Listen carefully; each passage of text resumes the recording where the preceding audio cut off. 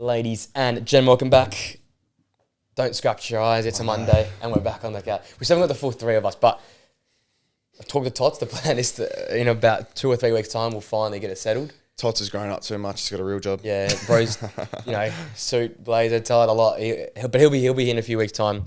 We're going to go less, more, I guess, orientated on the list, short amount. We focus on a few games each weekend and make it snappier, shorter, sharper at the start of the week. A lot of big games weekend. You just said it though. Not really many goals to come from the weekend. Obviously, our two teams played last night in probably the least hype game we've had in a long time because I think we're nowhere. We're all on Europa League. You're all in on Champions League. Yeah, we're sort of nowhere as well. To be honest, at this point, it's just kind of like get it done. Yeah, I mean the league was gone realistically now, like 3 or 4 weeks ago.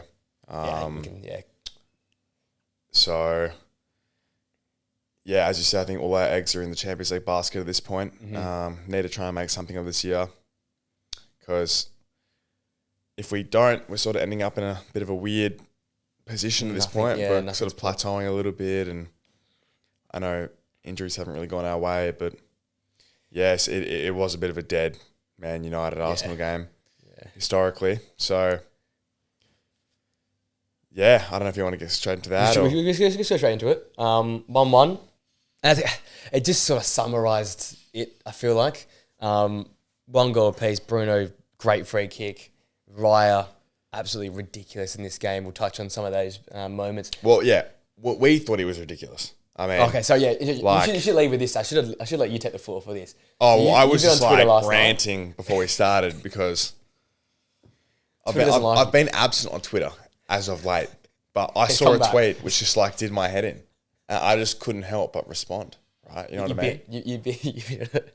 Like the tweet was about the free kick. You know, great Bruno Fernandes free kick. Right, you know, I thought we're just going to leave it at that. Yeah, right? You know, good goals happen. Right, you know, good players score good goals and beat good goalkeepers. Right, this is part of the game. Right. And of course, I open Twitter and it's like, the first thing I see is just like okay, Bruno scores a great free kick, and all of a sudden, RAYA is like this this mid goalkeeper who makes these mistakes all the time. You know, the tweet was saying like, never saves a penalty. His positioning is awful, and you know he does this all the time. And I'm thinking like, I can't think the last time we've conceded a free kick, right? I can't think of the last time we've conceded a direct free kick, right? And what is the expectation with penalties? He just saves every single one. Like Courtois shit. Like they were saying like he's only in the team because of his feet. And I'm thinking like, I can't think of a mistake he's made with his hands this year. Yeah, or if he has, he's then saved it that same shot. You know, he's had a couple where he's like bounced through the hands and he's tapped off the line. Yeah. Like the goal hasn't gone in, right? You know what I mean? So I'm just like scratching my head thinking, what more can this man do? Because then my tweet does age like fine wine, to be fair. Because this was at half-time, obviously. And he goes on to make, I would say, like 3 ridiculous saves, essentially. World-class second half. The Bruno one was obviously a point-winning save, you know, kind of meaningless at this point in the season. But still, saves us a point. And then he saves the Mazraoui shot, elite save. Yeah.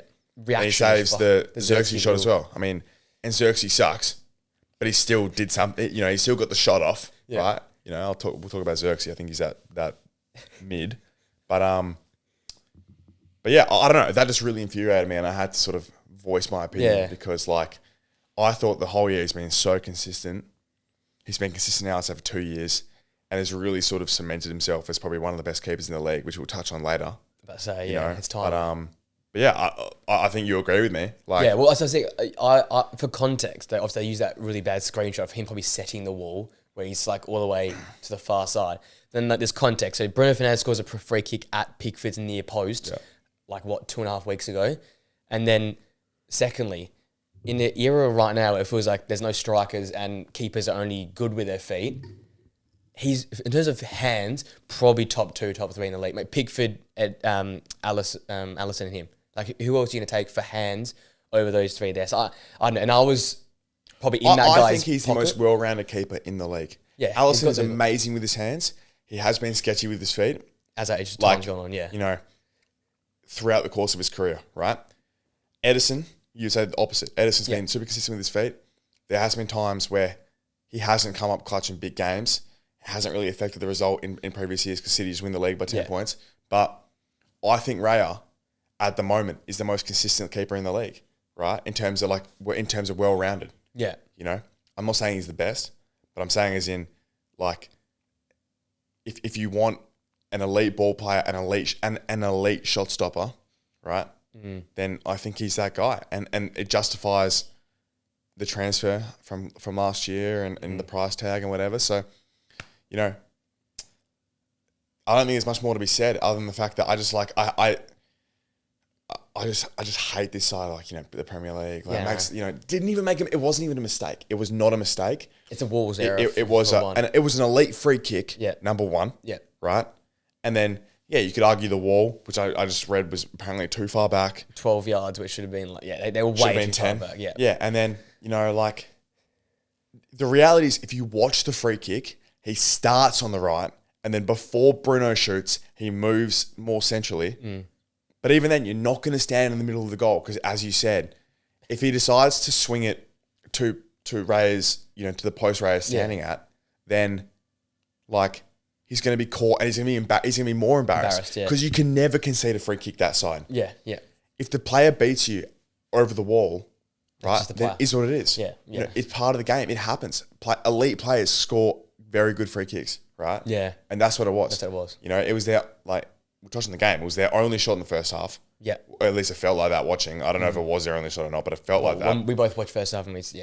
Yeah, nothing tonight. We dominated the first half, unfortunately. I mean, I thought over the last few weeks, in terms of our lack of attacking depth,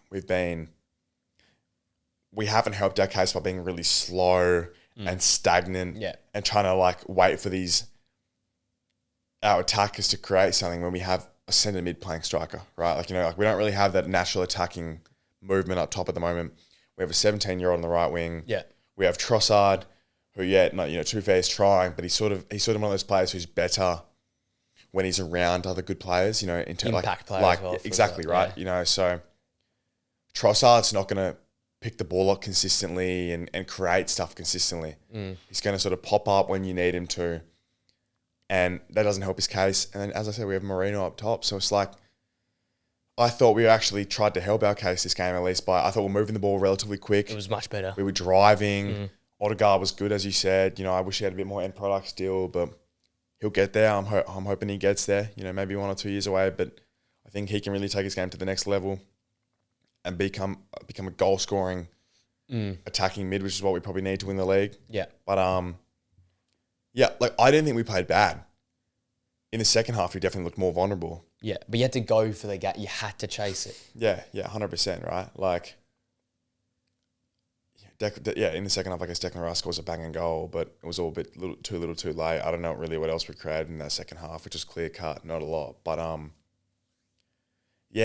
the reality is it was a bit of a nothing game.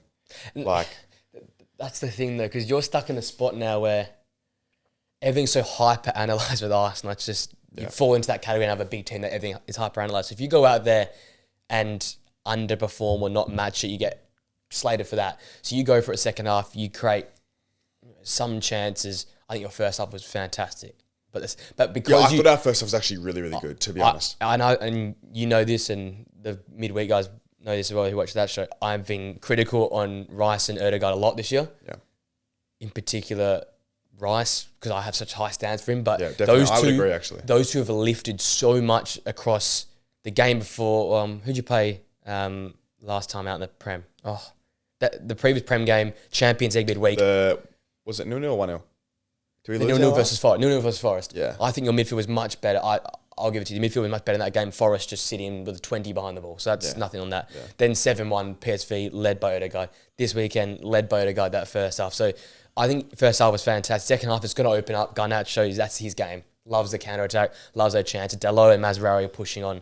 It's going to happen. And as a United fan, a bit pissed we didn't get the result because probably second half we probably edged it. I think XG, we edged the XG. Big chances. Overall, you probably look at the game and think, okay, you deserve to win.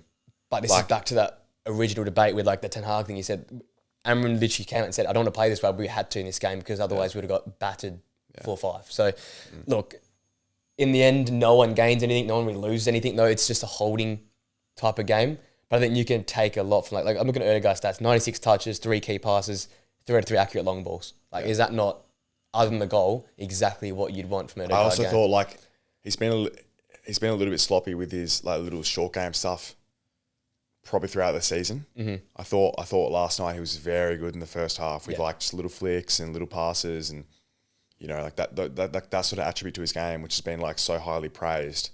I thought was there last night. But I know we didn't win, you know, so it doesn't really mean a lot. But I just want to touch on it really quick, like, it's been a couple of weeks, like, where I feel like Arsenal actually sit at the moment. Because I feel like it's sort of getting to that point now where, you look on social media and all of a sudden, like, Arteta out is back.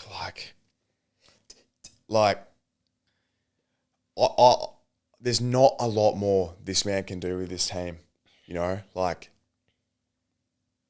okay, we're going to finish second 3 years in a row to, like, one of the best City teams of all time, one of the best Premier League teams of all time in City over the last 2 years.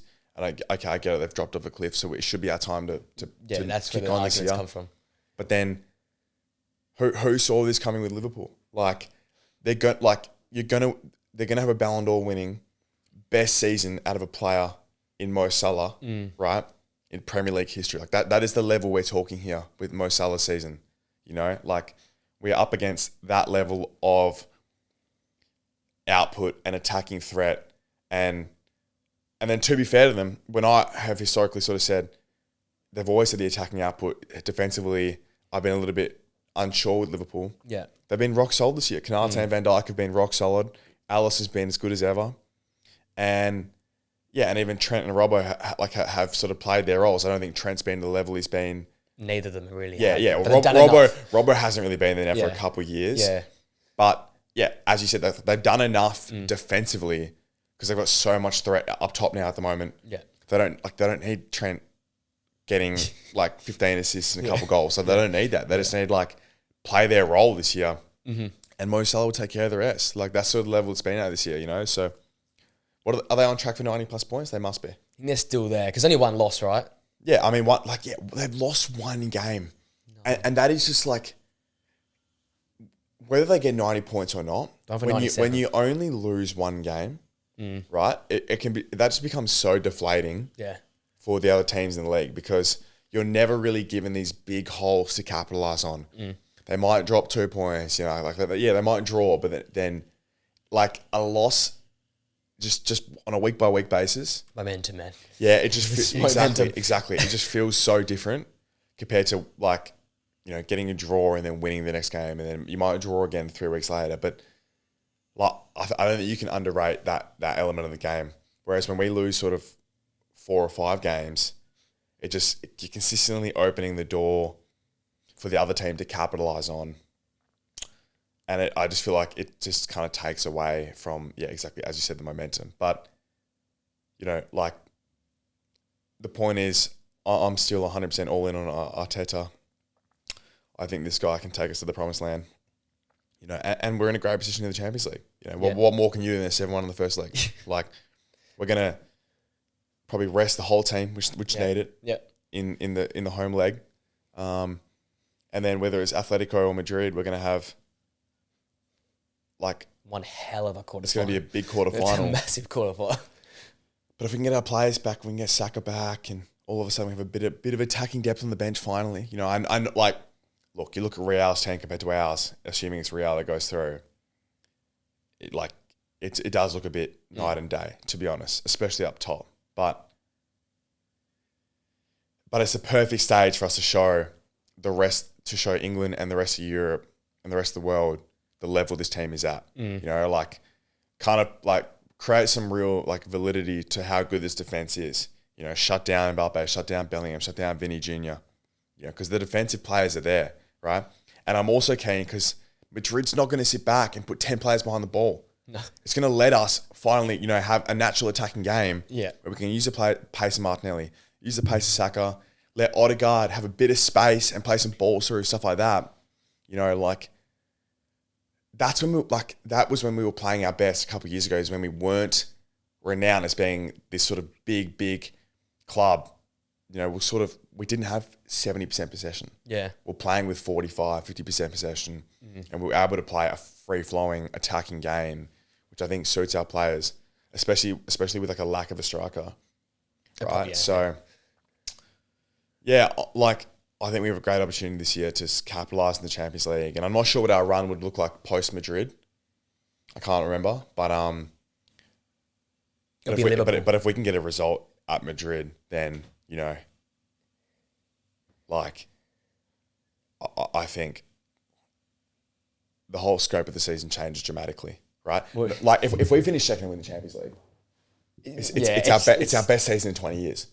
Is the reality. The thing is, you come from that and you do that, and then you go play Liverpool, and then if you somehow do that, then you got Barca, and it's just like, I know. To get all the way, I think deserves credit. It's going to be tough. Because you've got the fucked side of the draw, like it is. So do we verse Liverpool before the final potentially? Liverpool will be the semi.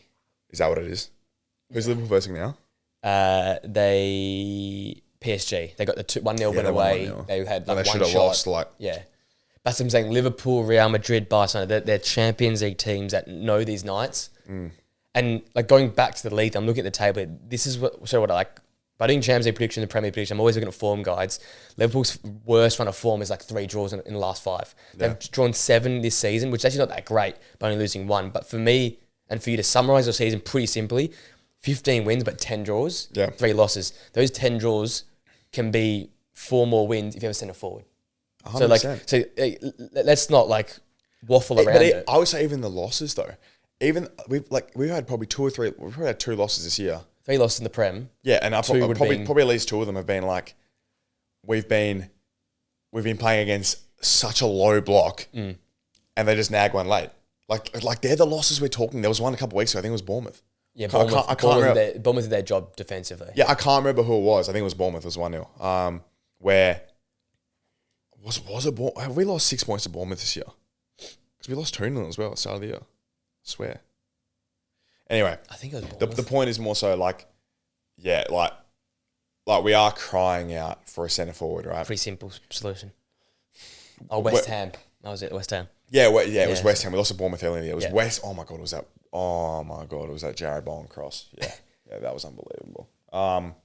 Simple solution. But like that West Ham game. Yeah, it's a loss on paper, but it's because we're dominating the entire game. You can't cross the ball. And like we just have nothing to go to up top. Yeah. Like it's just the reality of the situation, right? You know, so you put a striker in, like a real striker. You spend a bit of money on a striker, and I think that's really it with this team.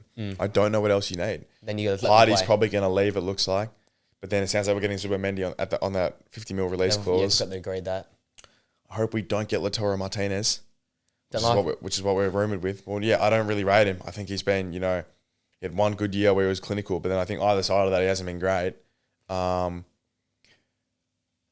like I want us to go out there. Like my dream is we go and sign Isak. Yeah, right. The Prem that's the dream, right? He's big, but he's also elite with the ball at his feet. Mm-hmm. He's an elite finisher. That's what we need. So. Yeah, I mean, if we go get him, then the aura of this team, watch out. But yeah, unfortunately, this season feels like a little bit of no man's land at the moment. But the point is, we are in a position to kick on to the Champions League now. Focus 100% on that, which we haven't really been on in the last few years. We've been sort of eggs in a couple baskets. Yeah, you're separating your load. Now it's all focus on. I mean, I'm telling you, like this team has sort of that Klopp potential to go and. Yeah, do that first. Different route where they lost the Champions League, and I don't think they were sort of top of the Premier League yet with that team. I think they're sort of closing in on it. Yeah, they're kicking about, but they weren't really as consistently second. I don't think at the time. But the point is, they got that close, and then just needed to go and do it right. Yeah, I think that's where this team is at, and I have faith. I have faith, and I think it's a great position, great opportunity for the club. So. If Arteta does that, man, oh my God. If he can go on that run and win the Champions League, it'll shut me up. If he can do that run, it should shut up every single person in the world who's backed this guy. And all of a sudden, the identity of this club changes forever. To be honest, and belief. Yeah. PSV, Madrid, Liverpool, Barcelona to win Champions League. That's basically PSV's an easy draw. Don't get me wrong. But but if you want the context of PSV this season at home, are like nuts. Like you look at the champions this season, Dutch teams in Netherlands, I don't think they've dropped many points. No, Feyenoord haven't dropped a game at home, so like you can mock it all you want, but it's a pretty tough run to a final. So we got a team who aren't quite rolling. City, watched this one live on Saturday. It turns over 1-0. It's probably one of the more entertaining 1-0s. Forest did what they did. That's what I thought they might do to you guys last time. Is just sit in one moment. Oh yeah, I was like, was it something they did to Liverpool 1-0? Yeah, they've done this now to every big team I think this season. They just sit in. This Forest season is unbelievable. Nuno Manager of the Year is absolute lock now for me. I was, Iriola, I was trying to fight that case, but I can't be anymore. Beaten City 1-0. So you reckon, even if Liverpool go on to win the league by 10, 15 points, it has to be Nuno. So it will be Slot though. Yeah, but the fans know it. You know what I mean? Mate, they're 4 points behind us. Yeah. Well, was it Keanu or Wright said you should be worrying more about the top? I know it was a dramatic statement, but Arsenal should be worried more about the top 4 rather than the first because they're closer to 5th than they are to 1st, which is just a catch there. Yeah, okay. But I look at this game. We'll get to the keepers. We're gonna cruise into second. I don't care what anyone says. We're gonna piss into second. It was a clickbait title from Keown, but I mean, I'm looking at our fixtures. Come on, we have our stat this year is we've drawn one game against the bottom 10, and then our top 10 we just haven't done anything. We have in the remaining games they're 80% bottom 10 teams. We're gonna piss in. I don't care what anyone says. It's title game. City, again, similar story to how you guys played in some games. Slow, sideways. Didn't quite have that incisive edge in the final third. Nico Gonzalez hits the post. Erling Haaland missed his kick in the first half. But then second half, they brought the players. And they brought Barmouth on. They brought KDB on. Why did Barmouth not start? I'm still furious about it. And that's what I was getting with this Man City. I just don't understand. You buy these players. You buy... They're still too much, man. Savinho, you buy Marmouche, you buy... Kuznetsov was fantastic this game, but... You don't play to their strength. They're still going to play this tiki-taka, ball possession, retention, sideways stuff. But Silva's washed. KDB's washed. It's time you start playing over-the-top ball in behind. For Foden to chase, for Marmouche, for Savinho to chase. These guys are all speedy players in behind. Did Marmouche not score a hat-trick on their last game? Was that two games ago. But still. Was it? Yeah. What was their game since then? They play FA Cup Plymouth. I'm sorry, I meant Prem game. I'm pretty sure, that was that because that was 2 weekends ago, which was the last Prem game. Yeah.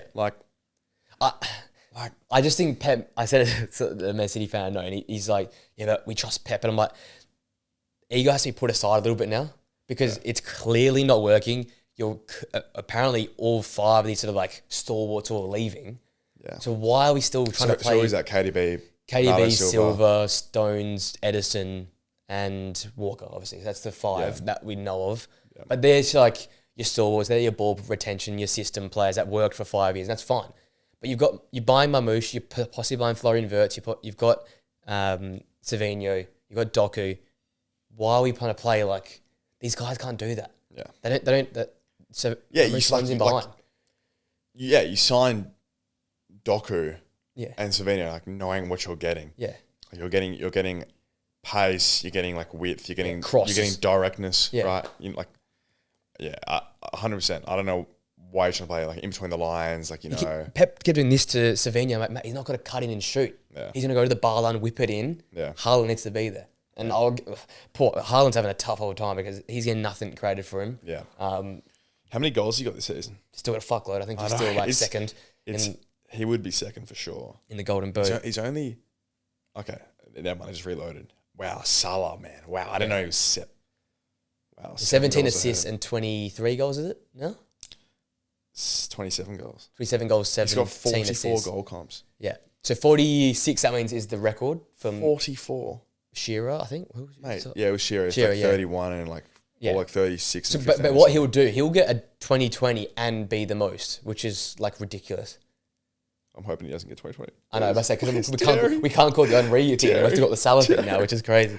He might not get 2020. He might not. Well, if they start resting. I don't think they will. But that's what I'm saying. On the weekend, they should have rested and they didn't.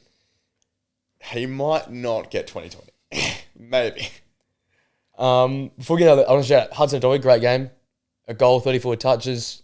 2 key passes. But my man of the match was Dominguez. He was nuts in midfield. Only had 27 touches, won 8 tackles, 9 out of 13 ground duels, and just shut down the City midfield. So, again, Nuno ball working. As you said, 4 points off second. That's almost a lock for top 4 now, I feel like. Because they came to that game without a win in 5. I thought, oh, is this the, like, is this Nuno? Is this the, like, I've said this now 2 times this year, and I've been proven wrong twice. That must be them now secure top, or at least top 5, because top 5 will be Champions League. But for the traditionalists, should be top 4 now. This is quite like a long-term outlook. But like, where do you see, like, if you were to predict where Forest finish next year, like, where do you see them, like, where is their level now for you? This might be a Brighton thing where I think they'll be top 6. Like, this has got to be an overachievement, don't get me wrong. Yeah. But like, it's about how much effort they put into, because they've got a deep squad. Like, they're deep. Looking 2-3 years ago, when they had, you know, Steve Cooper and they did that massive investment and stuff, this is probably, in terms of the like the board vision, and you know, the management vision and like the alignment of the club, this was exact. But I think, like, I don't think this was luck at all. This was exactly the best case scenario plan, right? Because you go and do that, you spend all that money, you go and bring so many players in, and then it takes a couple of years to figure out which ones you're going to keep, which ones you're going to cull.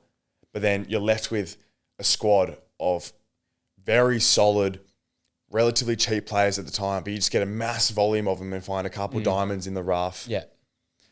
And I'll tell you what, like I think they've absolutely nailed it, like the approach they took a couple of years ago, because I think that's the way to do it if you want to be successful, you know, as one of these teams coming up. They took the risk and invested, and it was looking like it was looking scary. Well, they got deductions and stuff as well. Yeah, no. I mean, it was looking grim. Yeah. I mean, did they finish 17th last year? Yeah, so Nuno saved them last year. Was it 17th though? Yeah. That's how we all had them. I think I had them going down and you had them. Yeah, I think I had them either 18th or 17th again. Yeah. Right? Like, we all had them down the bottom. Like, that's coming to the year. Like, fair play to them. If it was like a bloody investment, they spent all the money and then just like had faith in the project and then went legit, no, genuinely. So like Sells, Aina, Milenkovic, Murillo, Nico Williams, Dominguez, Wood, and Alanga, they're all bought players. Hudson-Odoi. So the only player that was there was Yates, who's the captain. Yeah. So everyone they bought in that big clump. So you're right, they've bought their success. It's been that 100% they have, but it's in. Like, they had to work through the players they're going to keep, and they sort of picked themselves in the end, I guess. But no, like, fair play. It's like fair play to Nuno to getting them on the pitch as well, because that looked like a basket case. Oh no, when you're saying Nuno for manager of the year, like 100%. If it was me picking, I would agree. But I get what you mean. But at the same time, like I just know they're going to give it to Slot. Yeah. They're just going to do it 100%. And I'm not saying he doesn't deserve it. Like, in terms of my expectation, I had them 7th, right? So it was in like, to defy the history of, like, you know, the manager, the regime change, manager sort of effect. Yeah, he's done amazing. So fair play to him. Fair play whoever gets picked. That's massive for them. We'll go into our top 10 goalkeepers lists now for the Premier League. Timely, considering we'll talk a lot about goalkeepers today. Do you want to get us kicked off with number 10? I went Vicario. It's hard to pick him this year because he's been away basically the whole season with injury. Yeah, I mean, I was talking to you before. For me, it was sort of like there was a clear top 4. A lot of it's aura. But then 5 to 10, probably 5 to 12 is like, honest to God, you could put them anywhere. The mixes, It depends where if you value sort of like, you know, bit of history a little bit more, you know, like what they've done over the like maybe 5-10 years, then this list could look a lot different. But Vicario is like one of those ones where I feel like he's, you know, if I was to pick a goalkeeper for a game tomorrow, he probably is like around 10th. Yeah, right. Midway, you know, like, just because he hasn't played as much, and but he has proven himself to be a very solid Premier League goalkeeper. Helps Tottenham a big time. I went Dubravka as my 10. Yeah, good. Again, I like that shit. 5 clean sheets Prem. I think more just because he sort of kicked Nick Pope out, and he's supposed to go to Saudi. But did Pope got injured? They haven't played yet. They play tonight? He played the FA Cup game though last time, and because I saw the Instagram post about that, the fans weren't happy with that. Yeah, I think the missus wasn't happy. The missus wasn't happy either. Oh, I know the Newcastle fan page was not happy. She posted saying like, so Pope played against Liverpool as well.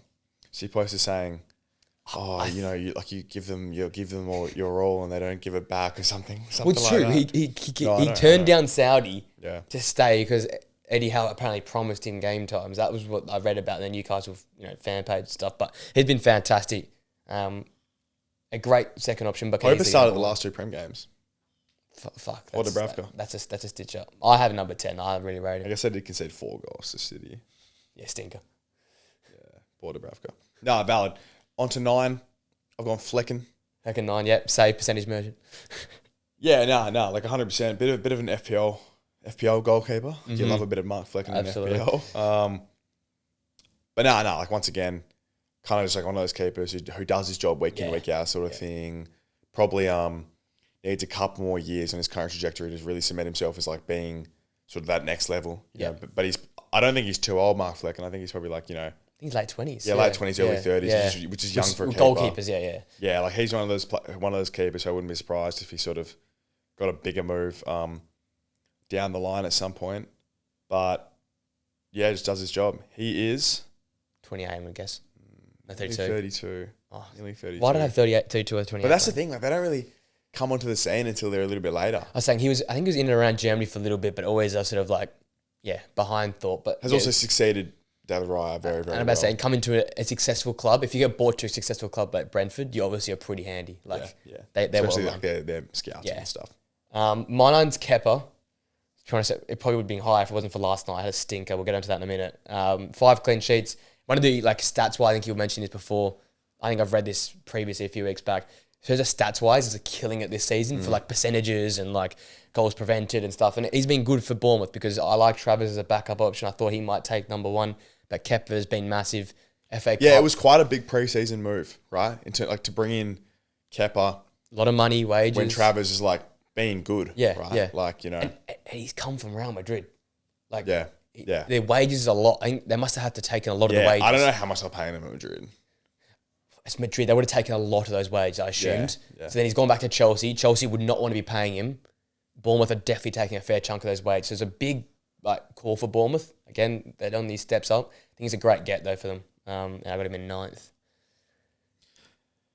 In 8th, I have Jordan Pickford. So you probably feel this is low. Yes, I do think it's low. I know he's like England's number 1, all these things, but the reality is, if this was like last year, I would have had Rambo above him, right? As in, that's like, unfortunately for Ramsdale, I know I haven't put Ramsdale on my list. I forgot him. I haven't put Rambo on my list, and that is like me forgetting. Yeah. To be honest, no. I've now just remembered. That's Southampton tax, though. I just disregard that. I've now just remembered that Aaron Ramsdale exists because I was thinking about England internationals. That's so casual. And he would have been in my top 10. Maybe top 5. Nah, it wouldn't have been top 5. Let's make him But he probably would have been bottom end of the 10. Definitely above Vicario. Yeah. But that is Southampton tax. And he's going to get relegated again. He has one of the most unwanted stats in like Premier League history. Is that 4 out of 6 seasons he's been relegated? I think it's 3. 3 out of 6. But where it's like 3 out of 4 clubs he's gone to. I've been asked if he's gone down. Yeah. Fucking hell. Poor bloke. Just random side tangent. But do you reckon he gets a gig in the Prem? 100%. But like, mate, he's better than our keeper. I would take him. Didn't they sign him for 30 mil? Yeah, but you have to sell him. He can't go in the Championship. No, I know. He's too good to be in the Championship. But who's he going to sign for? Leeds might get him on the way up. West Ham should get him. He's a very West Ham side. Well, I mean, like Wan-Bissaka and that. Like Areola sucks, and Fabianski's nearly 45. But Fabianski's still playing these days. I know. No, but this is what I'm saying. Fabianski was supposed to be the second choice keeper about 5 years ago. Yeah, parking up Scott Carson tax. And Areola came in from PSG and just like stunk up the gaff. I'm telling you, Areola's not on this list. You can be sure about that. And I love Fabianski, but neither is he. But Rambo is my prediction going to West Ham. I like that. But yeah, Pickers at 8 just like, very solid keeper. Has played his role at Everton now for like a decade, but I just think the guys above him are better. Yeah, I don't think he dethrones the current players at these clubs. Yeah, you know what I mean. I get that. My 8's Bernd Leno. I think you think that's pretty low. Again, I don't know how to organise these dudes in and around this spot here. maybe again probably the Fulham tax because I like watching Fulham here and there. Fulham tax, yeah. I like watching Fulham here and there, but at all the clubs, if I'm tuning on a Saturday, out of the 2 games I'm watching, probably not a Fulham game. But you see, he makes some big saves, 4 clean sheets. I think he's been let down by the back 4. I think they've been shit this season. Anderson and Bassi, I thought that'd be like a top 5 partnership. They've been average. Yeah, Anderson's been very average considering the expectation. That was a big move, right? That was the big blockbuster move. I think probably let down by his 2 centre backs. If he's got 8 clean sheets, he's probably in the top 5. But just because he's got 4, I've chucked a number 8 for me. I have Leno at 7. Okay, so we've got similar pretty much same. I know you rate him though. I think Leno is probably like a top. I think he's definitely a top 5 shot stopper in the league. Mm-hmm. Yeah, and then I think he comes down because with his feet. Yeah. But even then with his feet, I don't think he's shocking. He's just like a bit of a slow ball movement, Yeah. And he doesn't really need to be. It's never really been his role to like be like a, distribution keeper. Dish it out. Yeah, like that's not really been his role. But shot stopper, I think he's consistent as they come, and like if it wasn't for Fulham tax, he could be higher in this list. Probably top 5. But it's just sort of like you have to factor that in, right? These guys above him do their job at bigger clubs. Yeah. Number 7 for me is Martinez. Again, it's someone I love, but I don't know. This season's been off. Injuries as well. Only 3 clean sheets. Another thing where probably I did not realise Villa had 3 clean sheets. In the Prem this season, 3 clean sheets. Wow, okay. The back 4, again, there's another... You know what, Leno and Martinez probably the same thing. They're probably both top 5 on a good day, but their back 4s in themselves, and especially Martinez, he's nowhere near his best. And captain's armband and Villa being 10th, or they've gone up a little bit now, but it just hasn't been good this season. Standards dropped. He's 7. I've gone Kepa at 6. Yeah, I like this. So... Up the Bournemouth. Yeah, like the Bournemouth move was, I almost feel for him was like almost a lose-lose. Yeah. In terms of there was not like a lot of upside for a keeper of like Kepa's sort of name and money, reputation and fees and stuff, right? Where like if he doesn't perform, then he's going to get slandered and his career is probably borderline like done at this level, right? Whereas if he does perform, it's like, okay, well, you're Kepa at Bournemouth. Like, you should be doing this. You know what I mean? You just come from Madrid. You signed for 70 mil for Chelsea, obviously years ago. But I know he had a bit of a stinker last night, but I think he's gone about his business and I've gone above that, to be honest. I think he's been very consistent I think he's been a bit of a foundation for Bournemouth to really kick on this year. So like credit to him, right? Yeah. And that's sort of a common trend here with like these teams who've done well. It's been on the back you'll see like they've had keepers who performed very, very well. The rock of their side. I'm with Vicario 6. Again, the numbers probably don't support it this season, but I still think if it wasn't for him, they're fucked. I think they're so shit defensively. Last night it was a save in like 10 seconds because they'd given it away playing up from the back and need to make a crazy one-on-one save. So without him there, I don't know where they'd be. Actually, we saw it. They lost to Everton, whatever it was, 3-something, because they had, was it Kinski, that guy? I thought it was all right, but with him there, it's a total different look for Tottenham. So I've got him 6, just purely because of what he does for that side. Speaking of foundations, I've got Matt Sells at 5. Yeah. So, like once again, I think the most clean sheets in the league. Yep, 12. When you're absorbing that much pressure, you have to be very, very consistent. Yep. Right? That's one of the main attributes with these guys is that, like, although Matt Sells, I can't really think of making I don't think he's made as many maybe like camera saves this year as some other keepers. As I said, when you're constantly under that much pressure in a low block, like the anxiety is constantly through the roof the entire 90 minutes. Yeah. Because you never know like when they're going to pop a pop shot, or the ball can bounce around in the box and stuff like that. So there's like a different sort of respect to a keeper like that when you're on the receiving end of so much pressure that I just think to keep that many clean sheets, be that consistent is like worth credit, right? So I got him at 5. Yeah. I got him a little bit higher. I got Edison 5. 6 clean sheets. It's been one of his better years. But again, that goal on the weekend, my God, to get beaten at your near post like that was just like horror. Like, that's the thing. He makes a crazy save 10 minutes earlier. I actually didn't mention that when we did the game recap. Crazy save for Hunter Doyle like 10 minutes earlier. But then getting beaten at your near post with a weaker sort of shot. Like, that's just what you're going to get with Edison. I know. Makes some great saves, great with his feet, blah, blah, blah. But just not consistent enough as the big boys are. So I've got him at 5 this year. Martinez at 4 for me. Yeah. So it's a bit of like historical tax. Yeah. You know, because I do agree. I didn't realize I only kept 3 clean sheets, but I definitely agree that I think Villa's backline and him have also been off. You know, like that sort of works together, right? It's a together thing, yeah. When the keeper's off, then that creates instability and stuff like that. But yeah, I mean, I think he's done enough over the last 5 years almost now to like really sort of cement himself as a top keeper in the league. And if I was to pick a keeper for tomorrow, I still think he'd be like in my top 4. Yeah, that's the best way to say it. Sells for 4 for me. 12 clean sheets. I agree with you. He's getting a lot of shots on him there. Not crazy like Martinez saves, Edison saves, Allison saves, but he does it's like such an underrated factor, right? The nitty gritty, just gets it done. Yeah. And like on the weekend, never in doubt. I've never felt like with him in goal. Like doesn't make a mistake. Probably one of the best triangles, 2 centre halves and a goalkeeper in the Prem. Yeah. Milo Milenkovic and him, you can argue it could all be team of the seasons realistically. Fantastic season for him. Can he continue it though? Because next year we do this list again, he might not even appear. Yeah. That's the thing. Yeah. Top 3s. My 3. The big boys. I've got Edison. Yeah. So, yeah, like, is there every now and then is a bit of mistake prone, like can make a bit of a blunder. But I think across the board this year's been good. He's been better than his previous years in terms of when the spotlight's been on him. I think overall he's been solid. And yeah, I don't think he's done too much to sort of not position himself in the top 3, right? Yeah. Which is where he has been over the last few years for me. Yeah. And I'm going to keep him there. Hold ground, yeah. I picked Pickford 3, sorry. Again, I had to take some convincing, but I've watched a fair chunk of Everton since David Moyes has been there in particular. He's done a pretty good job. Again, does make some howlers as well, but I think the way he makes up for it is ridiculous. Like 9 clean sheets for an Everton side. Yeah. Like we're looking at the same set of numbers as the big 4. To be fair, they were second for clean sheets last year. They were that. And but is that down? But that's because he was good.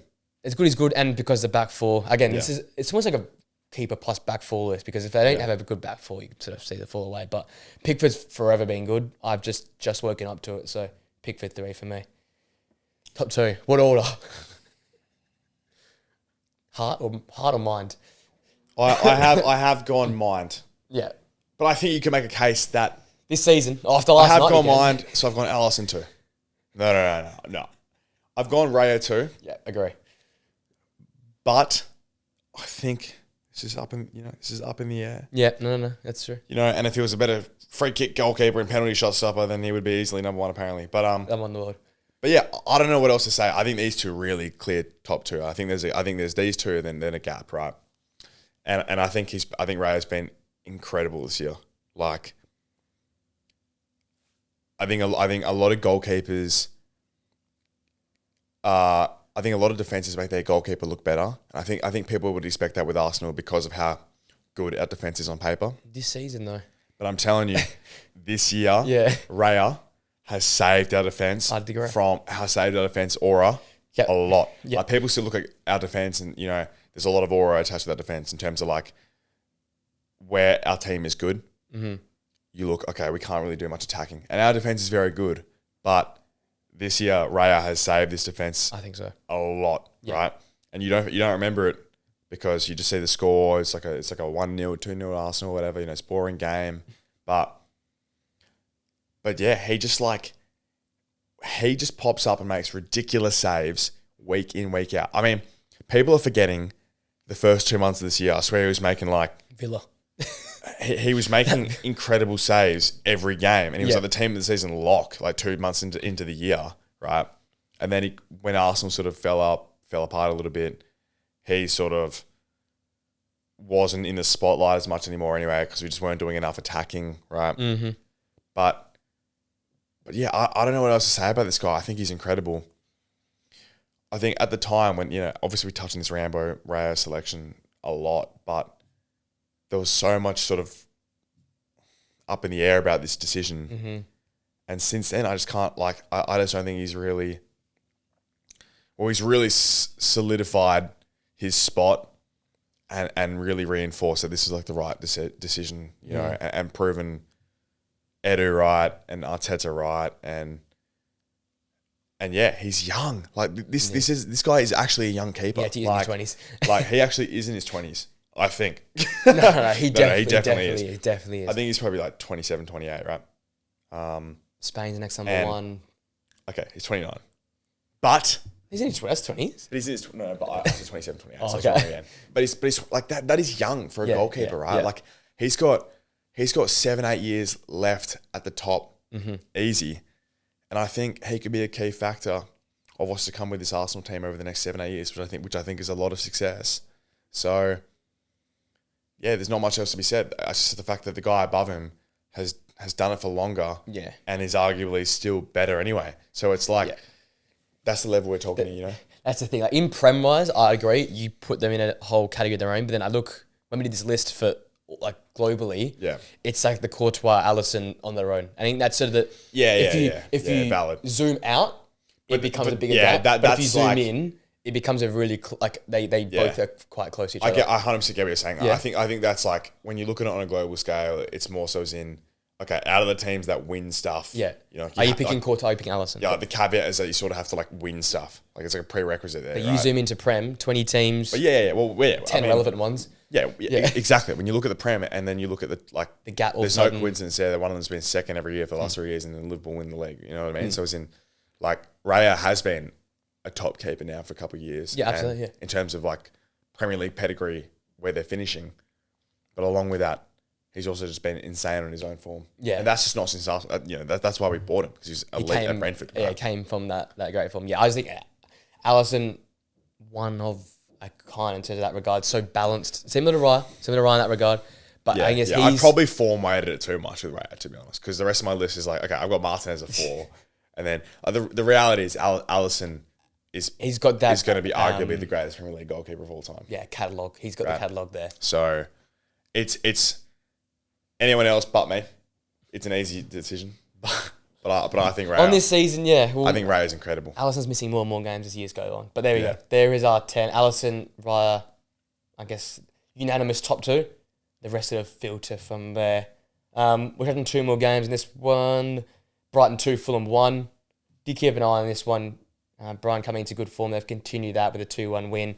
Jimenez 1-0. Van Hecker made it 1-1 before half-time. And then once again, something about the Amex and late goals. Penalty right at the end. João Pedro wins it. João Pedro takes it. Basically, the last kick of the game scores that penalty. 2-1 to Brighton. That's 4 wins in a row. 6 at home of the season. I know when they came into that game versus you guys, they had only won like 2 home games. That was like in Jan or something when you played them. And they had a real rough run of form. But they've beaten some big teams at home. They now leap up to 6th, 1 point off City in 5th. That's sort of where I was getting to with this team here. Yeah. They had a great start, pretty average middle, but they could still finish top 5.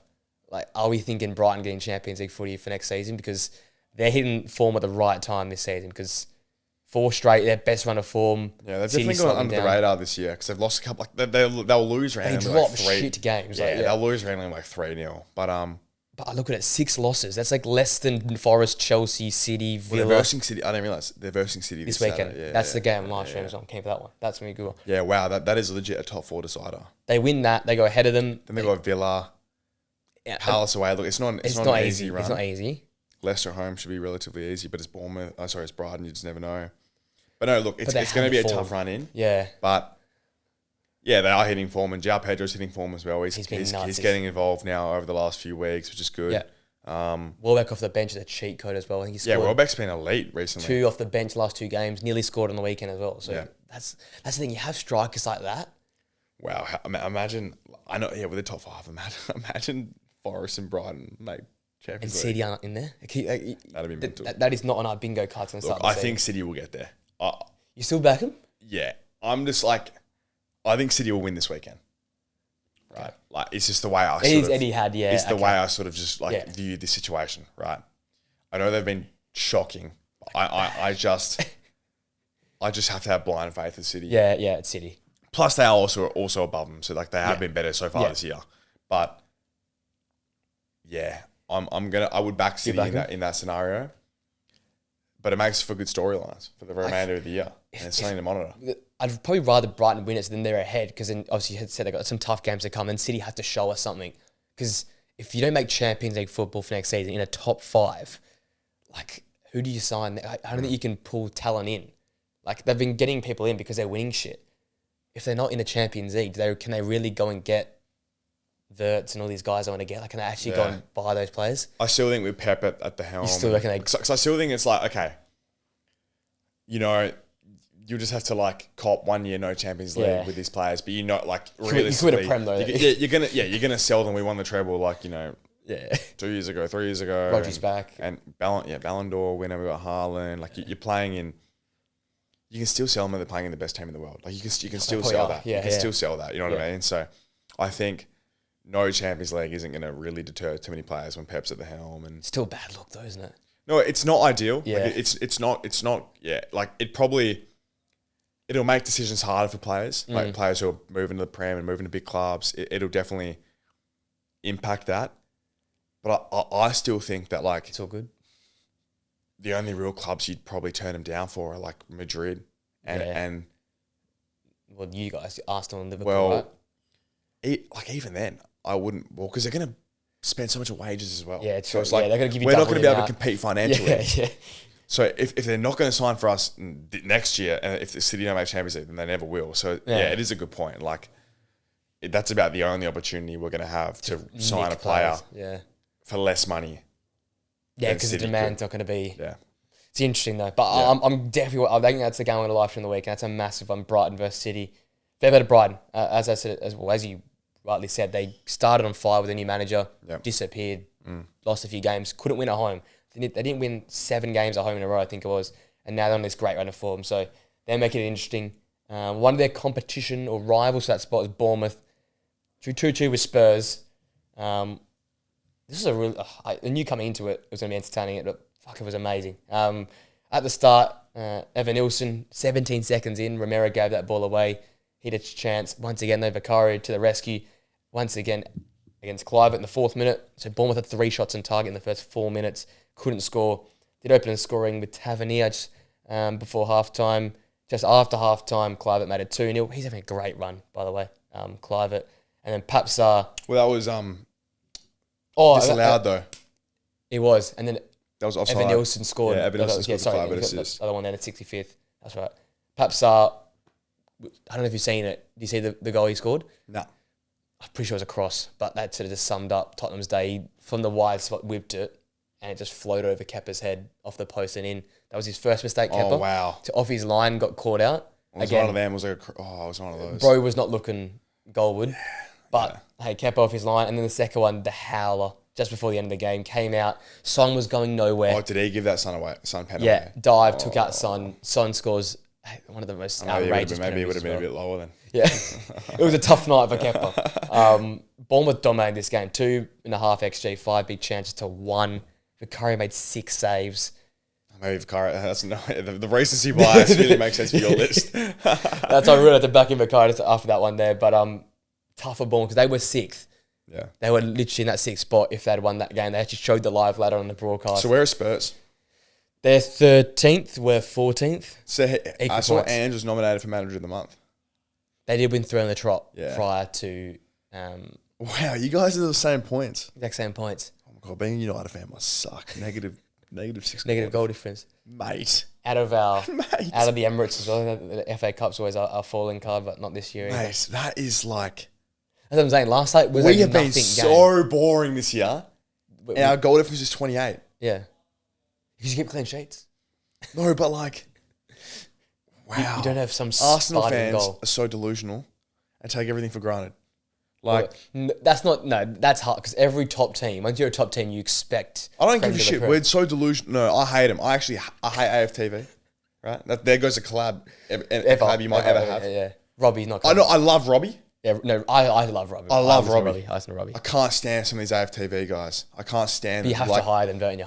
They give the worst people ever a platform. Like I can't stand them. I love Robbie, but some of these guys do my head in.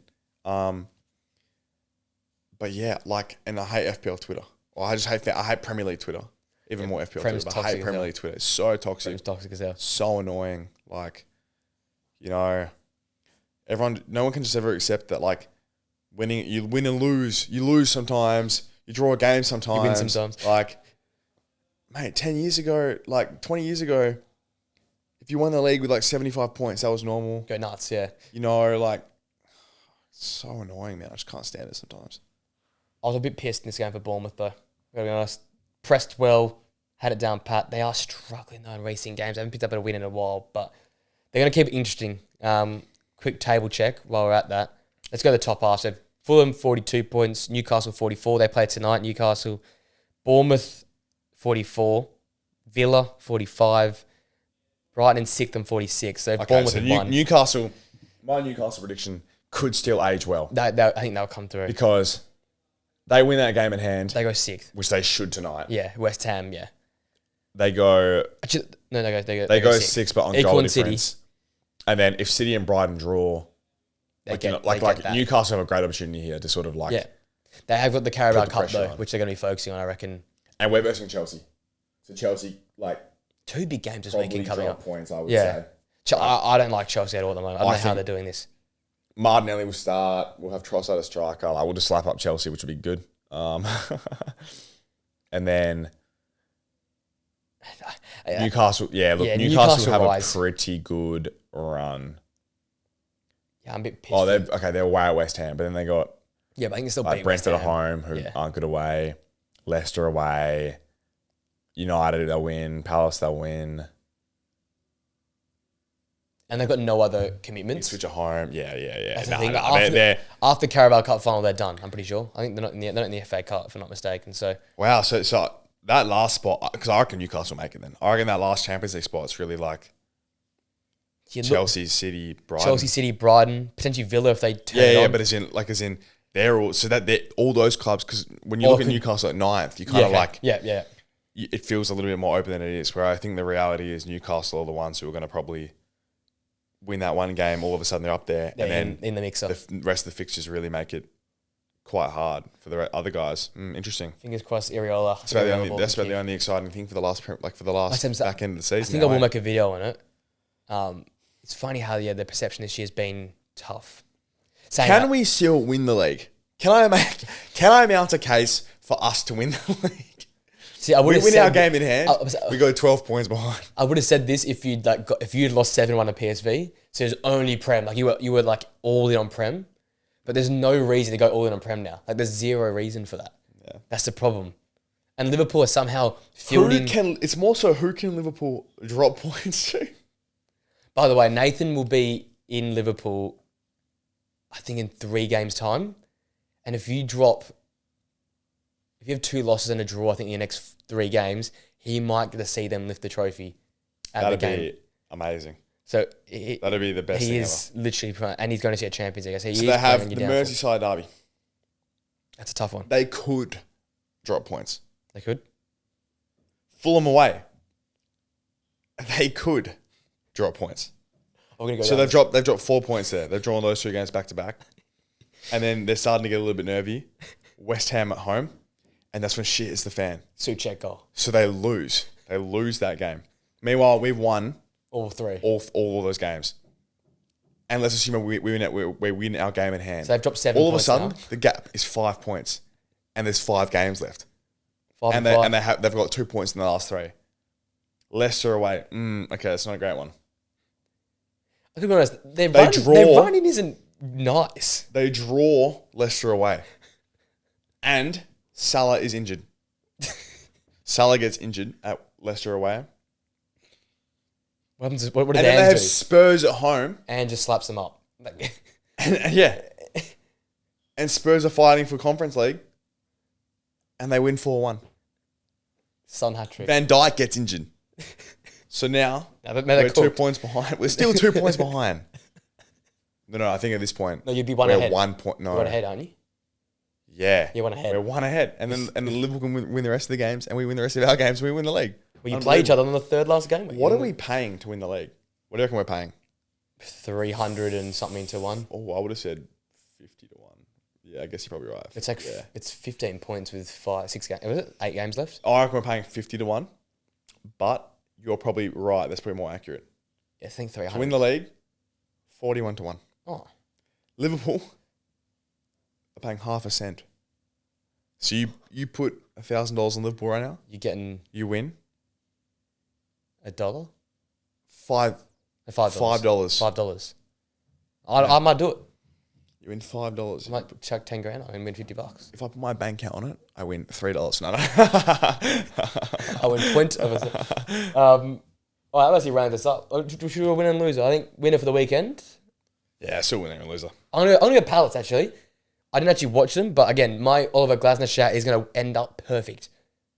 I think I'm pretty sure they're 9th. They're in 11th. They're 3 points off the top 10, I think, now. So I read the other day. Yeah. They have turned that shit around, and Mateta wasn't even playing. So fair play to Palace. My loser, I'm gonna go Erling Haaland because he's just getting no chances. Paul Black looks pissed. He was so angry in that game. So I'm gonna go Erling Haaland as my loser. My winner, I'm gonna go Bruno Fernandes. Yeah, fair play. Just like I know they drew 1-1, but I don't know. Just like, but you were never on his back though, right? Were you? Nah, not really. No. Like. People were turning Bruno like does his job, but as in like he kind of has been a bit of whinging recently about Bruno and he hasn't done enough. And I thought it was a nuts free kick. Credit where credit is due. Yeah. Amazing free kick. Keeper couldn't do anything. Yeah, keeper's done his job. Ball? Question marks. And then my loser.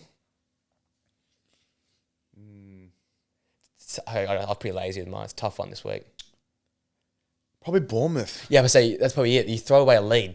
And Kepa fucked it. Actually, Kepa's probably loser. In the position that, Kepa's probably loser, to be honest. But no, I'll just go Bournemouth in general. Yeah, because they could have been 6th. Oh, it's a massive loss for Bournemouth, right? Yeah. Or like a more loss of 2 points, rather. But because the goal difference is nuts as well. Oh. Yeah, that is.